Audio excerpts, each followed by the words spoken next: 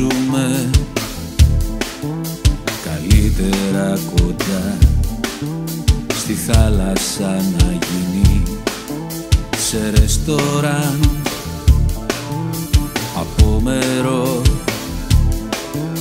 που ανοιχτό για μας θα έχει μείνει.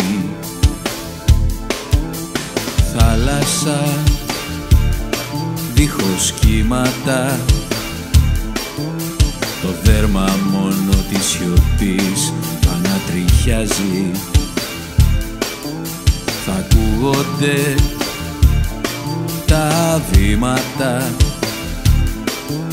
βαριά του χωρισμού να πλησιάζει.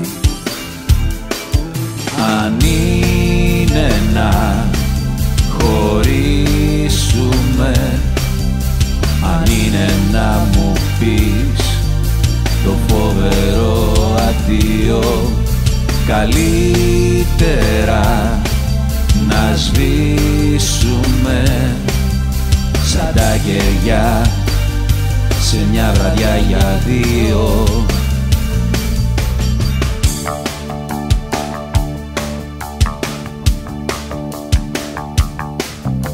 Θα τρέμει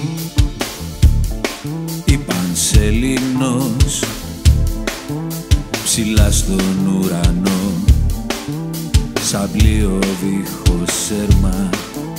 Θα τρέμει σαν τα χείλη μας όταν θα πουν πως φτάσαμε στο τέρμα. Και αν υπάρχει εκείνο το μικρό παιδί που λένε τα άστρα πως μετράει,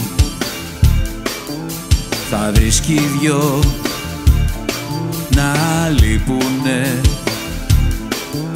και θα μπορεί και θα ξαναμετράει.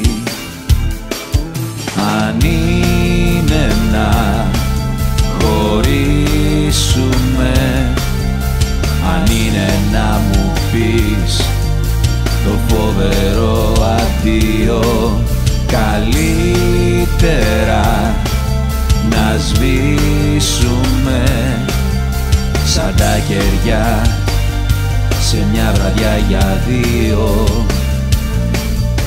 Αν είναι να χωρίσουμε, αν είναι να μου πεις το φοβερό αντίο, καλύτερα να σβήσουμε σαν τα κεριά σε μια βραδιά για δύο.